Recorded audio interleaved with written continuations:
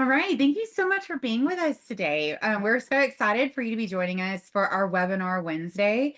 Um, we are going to be talking today about a great topic, a topic that is near and dear to mine and the other two host hearts, coaching support. So today's series, we're going to be in our coaching series called Building Strategies for Coaching Support in Strive. And today we're going to be talking about effective feedback methods. So just some usual nuts and bolts for y'all today. My name is Dr. Allison Ross, and I am joined today by the Paige Parker and the Shanna James. We are here to talk to y'all about the power of Strive and how it can really mobilize effective coaches' strategies to deliver feedback to your staff. This webinar is being recorded. You'll receive the link with the slides about 48 hours after broadcast. And if you're like, you know what, I wonder what else they have out there, check out our YouTube channel. We have tons of great goodies on there, including this webinar. Please utilize the Q&A window for your questions today, but also if questions bubble up after the fact, you can always reach us at training@eduphoria.net. As always, we always love to hear from y'all.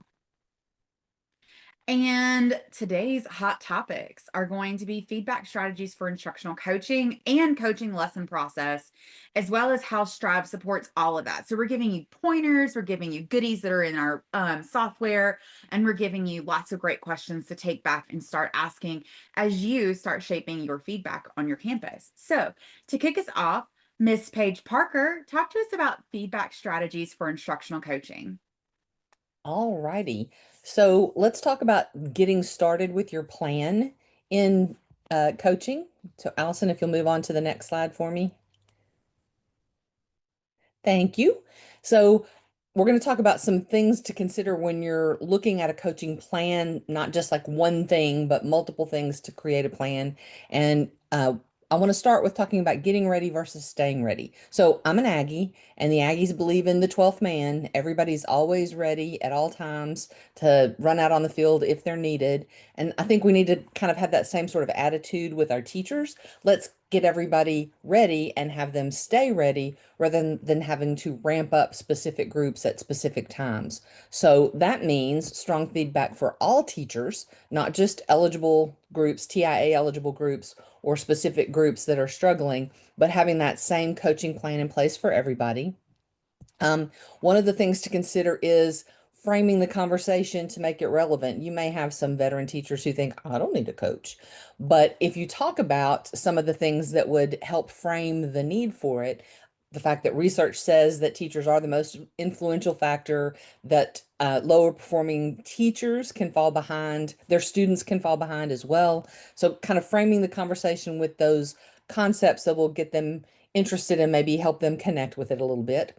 Having multiple walkthroughs during the year with a coaching and feedback purpose, and that might be separate from T-test walkthroughs. So Shanna's going to talk a little bit later about different templates that you can use. You can have multiple places in your process for different kinds of coaching, and having those multiple specifically coaching feedback types of walkthroughs is a good part of it. Also having extended observations, those full cycle, maybe 45, 50 minutes, depending on how long your classes last, but including the full lesson cycle and focusing specifically on the instructional domains, having those maybe the one that's required by T-tests, maybe having more of the extended ones to include that full lesson cycle. And then finally, considering other parts in the coaching, including professional goals, the student growth goals, their professional learning plan. Those are all elements that are related to coaching as well. So those are all things to think about when you're working on a coaching plan. And then we can talk about some different kinds of feedback, some different feedback strategies. Okay, thank you. So I want to talk about push and pull feedback. Push feedback is sort of top down from the appraisers to the teachers. It's a one-way approach where the manager or the appraiser tells the employee what to do and how to improve. It does involve training for those appraisers, teaching them how to give good feedback so that what they're pushing down is going to be valuable. It sets clear expectations and deadlines, and it holds employees accountable because the supervisor or the appraiser is telling them specifically what they need to do and how. On the pro side, it can increase confidence by achieving organizational goals. So we're all pulling together and focusing on this one thing, and here's how you're going to help our team do that. The con can be that it can be perceived as a criticism or a reprimand because it's coming directly down to telling them exactly what to do. So you have to be careful about how you give the feedback to avoid that perception. The pull strategy for feedback involves training teachers how to ask for and receive the feedback they need. So it's going to be two-way, collaborative conversations, both sides asking questions, but it usually does involve that training for teachers because they're not usually used to having that voice in the coaching conversation unless that's been specifically talked about. They're going to be asking questions, plus the appraiser is going to be asking questions and providing resources, coaching employees to find solutions. It's all about creating that safe space and that conversational environment. It's generally perceived as supportive and it sometimes leads to higher job satisfaction. And then finally, there can be and maybe even should be a combination of the two. To have some things that you push to set clear goals and standards, and then you allow the teacher or the user to pull to get the feedback, the specific things that they need. And so having that is going to be constructive. It's going to highlight strengths and areas, but it's going to still be that collaborative conversation. All right, types of feedback. Usually feedback is thrown into three types: appreciation, coaching, and evaluation. I do have a link there to an article that goes a little bit more in depth about those three types and how you might want to use them. Appreciation is positive feedback. It's praise or recognition. On a deeper level, it's also about building relationships. Coaching is aimed at helping the recipient adapt, pivot, learn, and grow. So it's formative. It's giving them goals to work on and guiding them through that process. And then evaluation feedback is letting the recipient know where they stand. One of the clear things, or one of the things you need to keep clear, is separating the three. So you don't do all three of them at the same time. You'll have three different types of feedback.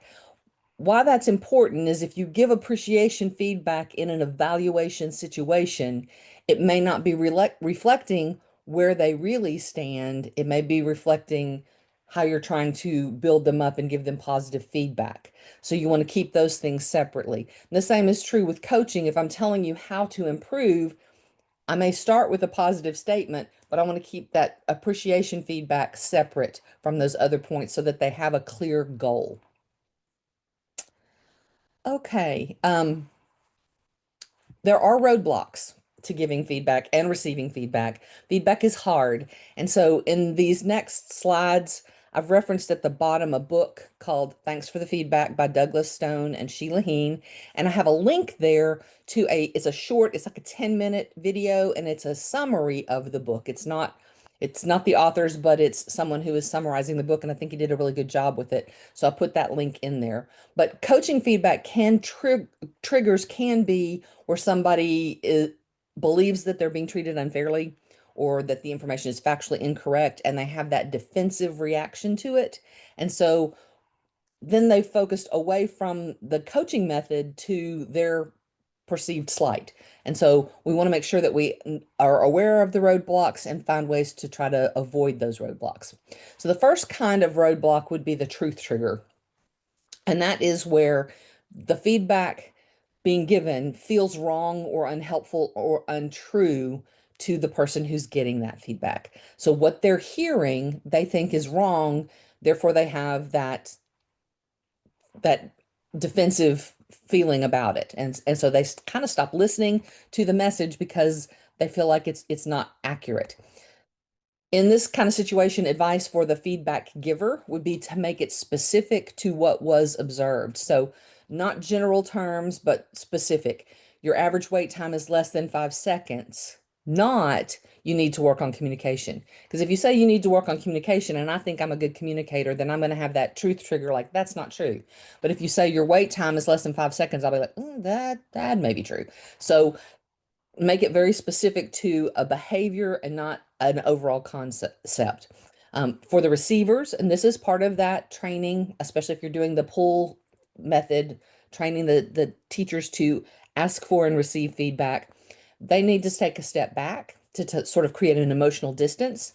And they need to try to reframe it as a learning opportunity and not a personal attack. And that's kind of how feedback feels sometimes, is like you're under attack. And so that truth trigger can be, I'm under attack because I don't see myself that way, or because it was about a very general thing and not a specific fact.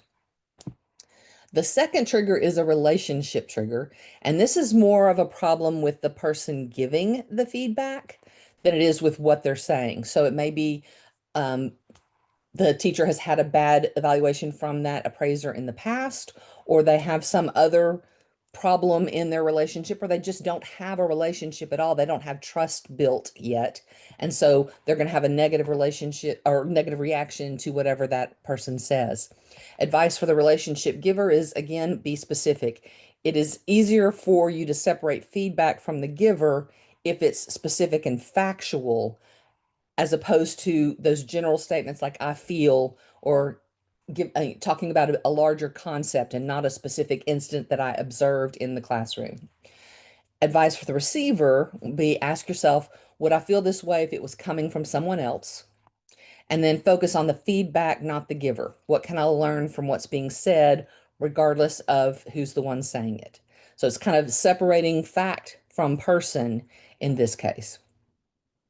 And then the final is identity trigger. And this is where uh, the receiver feels like their identity is being threatened. These are my core values, and you're attacking my core values. It's similar to the other two. It's kind of like a crossover between the other two, but it's really bigger than just the truth. It's really my feelings about myself.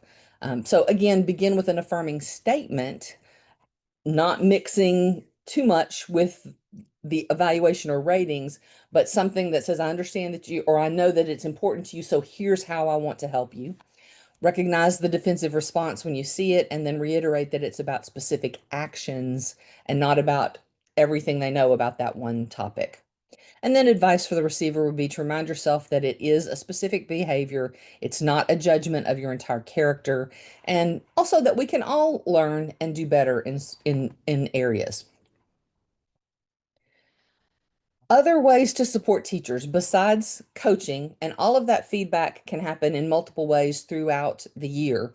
But in addition to those classroom visits and the conferences that you have about those classroom visits, you can support teachers through a variety of other resources. Newsletters or emails that come out regularly to give them tips and kind of remind them of things that are a focus for the campus or the district.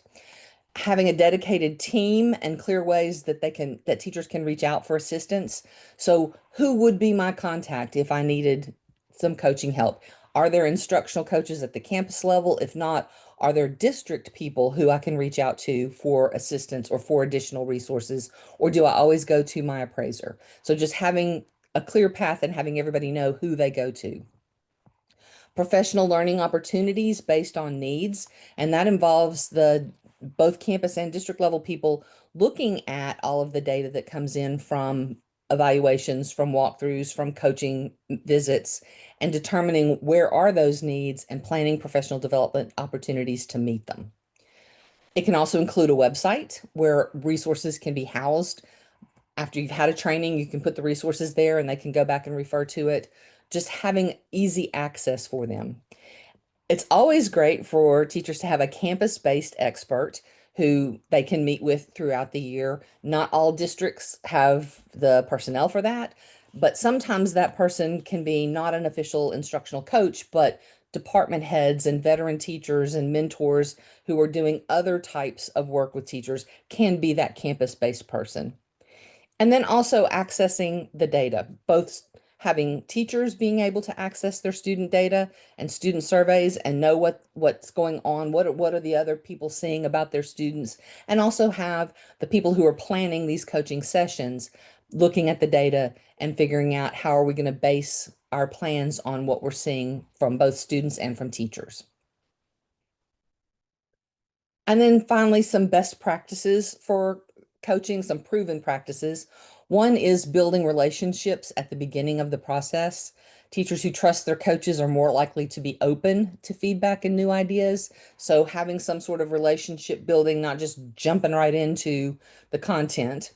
Using data, again, factual information is going to be well received. It's not going to feel as much like an attack. So, if I have data to support the things that I'm saying, that's going to help with that relationship. Modeling effective instructional practices. Teachers need to see what works and what doesn't work. Sometimes it's hard for teachers to get to see anybody else teaching and modeling that strategy for them.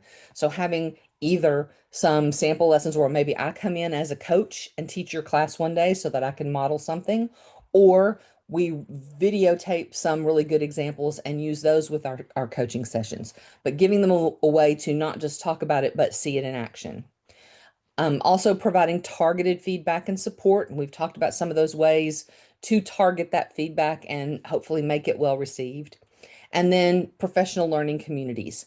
Having a group that teachers can meet together. It could be a team group. It could be a group based on areas of need. It could be a group based on years of experience. But having that group networking is very important for continuous improvement. So those are all some strategies that will help improve coaching conversations and feedback for your teachers throughout the process.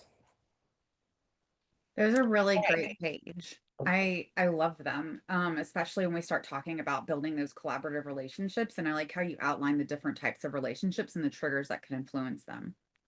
Yeah, and it does make a difference, I think. People have reactions to what's being said, and we can mitigate that to some degree, but we have to be conscious of it. Right. Adults don't like to be told they're doing things wrong. No, they don't. Not at No, all. they don't.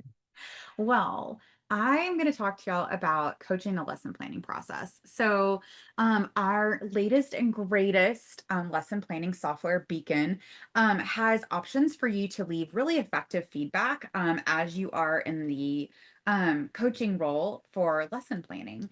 So, I'm going to have us take just a quick look over here at the at Beacon. I'm logged in as in a demo site, so you're able to just kind of see all this is fake data, but just to kind of give you an overview of what we're doing. So here within Beacon, these are just some sample lesson plans. And so once a teacher in the role of administrator, once a teacher has shared their prep with you, you can go in and add blocks to your to the lesson plans, and you can actually make them a certain color. And then we can call this a feedback block. So if each one of your teachers has a feedback block on their planner, you're able to leave some really constructive feedback, like great lesson plans. Um, Now, you're probably thinking, that's some great feedback. I looked at the lesson plans, but I think if anyone has ever taken any type of formal training when it comes to being an instructional coach, you've seen the tale as old as time YouTube video called Austin's Butterfly.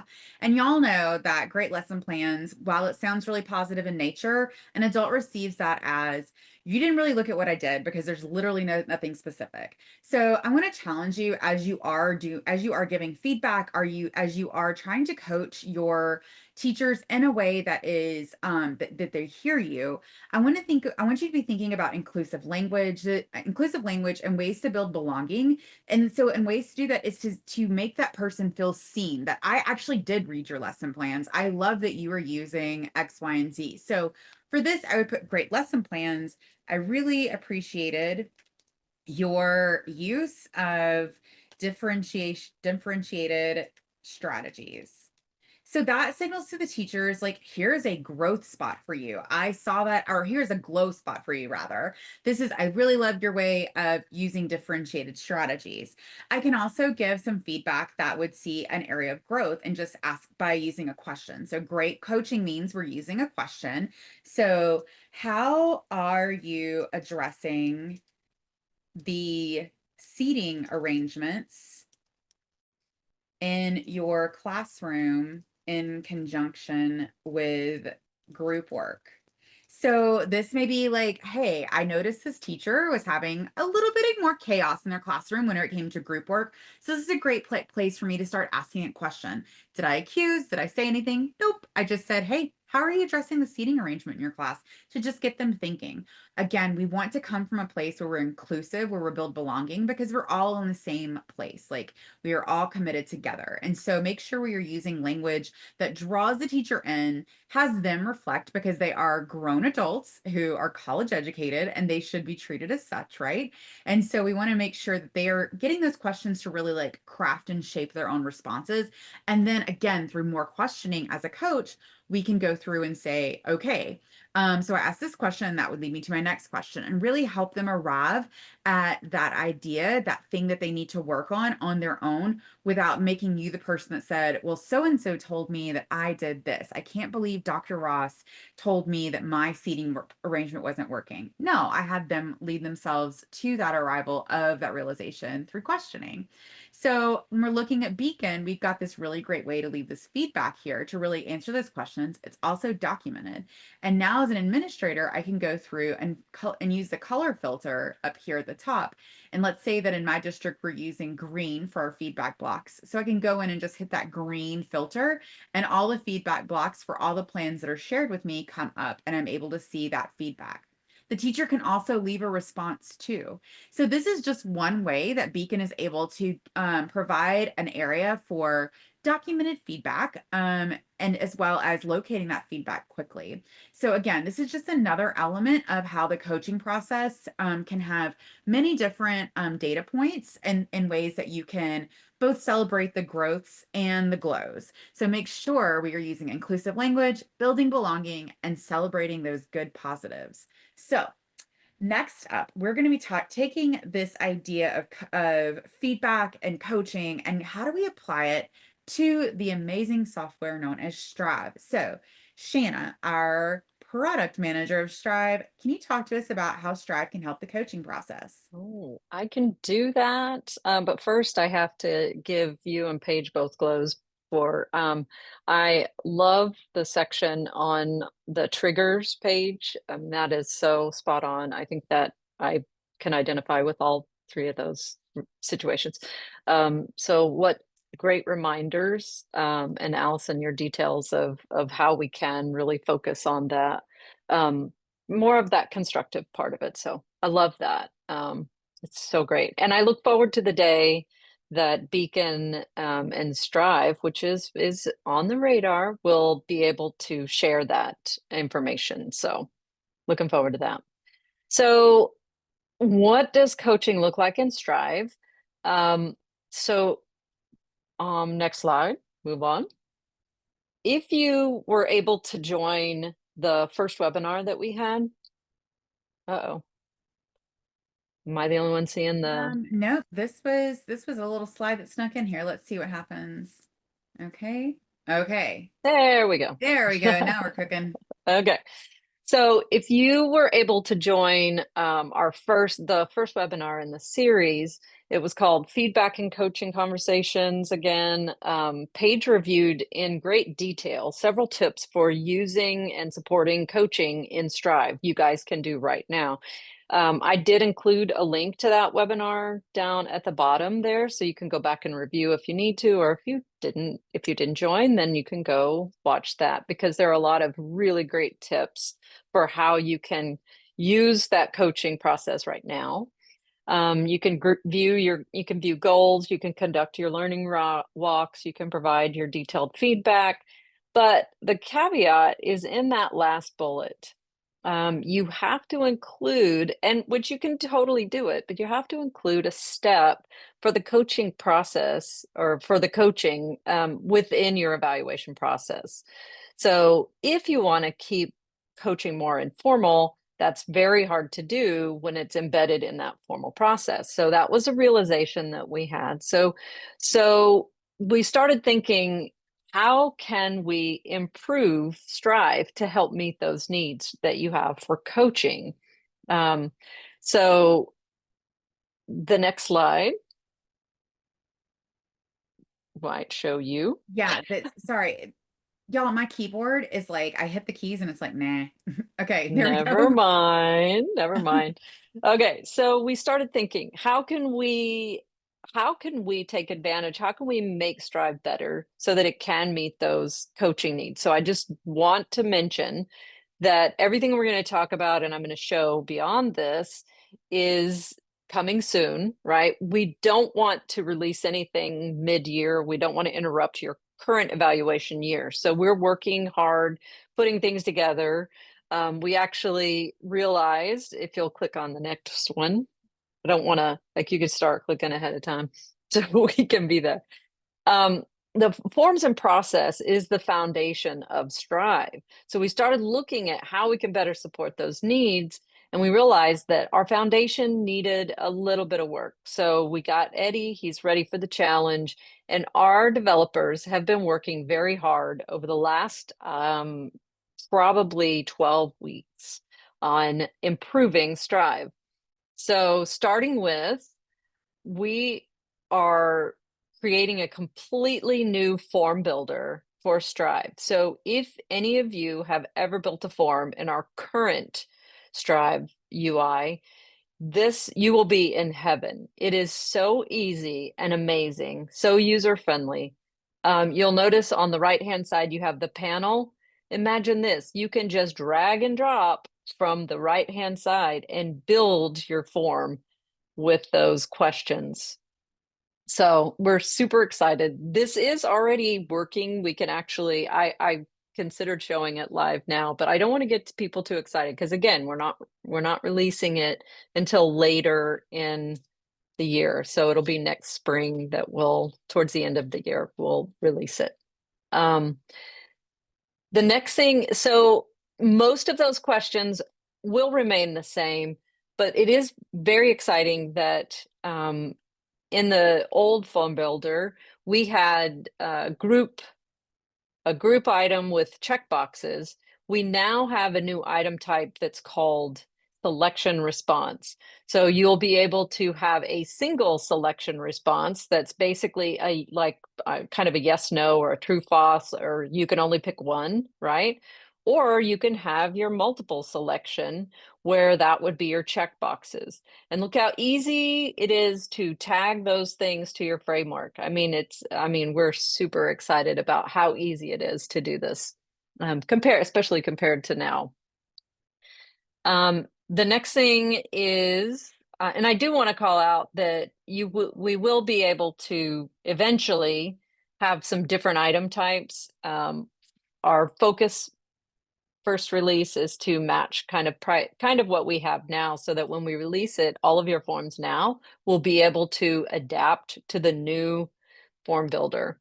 So the next slide we have here is an example of what it might look like for, again, drag and drop. So you can drag your question types over and to build your form, but after you do that, you can also drag and drop the items and to reorder your form. So again, amazing. I can't even say how beautiful that is.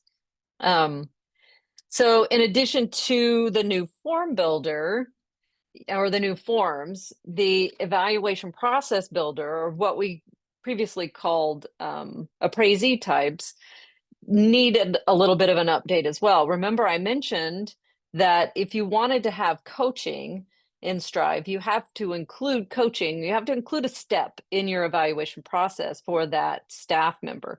At this time, you can only have one evaluation process assigned to a staff member. So we realized, well, what if you wanted to have a formal process that was just tracking your formal evaluation, but maybe you wanted to have one for coaching that included different people. You have your instructional coach and the staff member.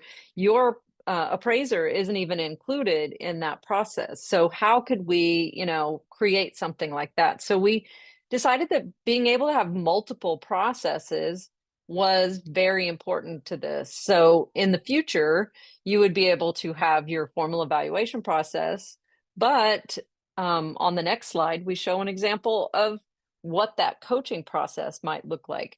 This is extremely like specific to coaching, right? You have your planning, you might include your meet and greet, your goal setting that you have, your PD plans. You can include your learning walks, how many you have. Again, this is all going to be exactly the same. You'll be able to require a certain amount. We'll have statuses to see where they are within those. You can track your conferences and the timing of the conferences. So we're super excited about the possibility of really allowing that fidelity of that coaching process to be completely separate from your main evaluations. So again, these are just a sneak peek of what this is going to look like. I will, before I jump into the questions or see if anybody has any, I would like to offer up, if there is anybody that's interested in being a beta tester for some of this work, we can actually, give you a site, let you play around with it. We would love to get some user experience testing. So if anybody at your district, or if you are interested, please let us know. Send us training at, is it e-training or training at eduphoria.net? Training at There it is. Yeah. There it is. So please don't hesitate to do that, because we would love to get some feedback, really, for how we might better support your needs. So any questions?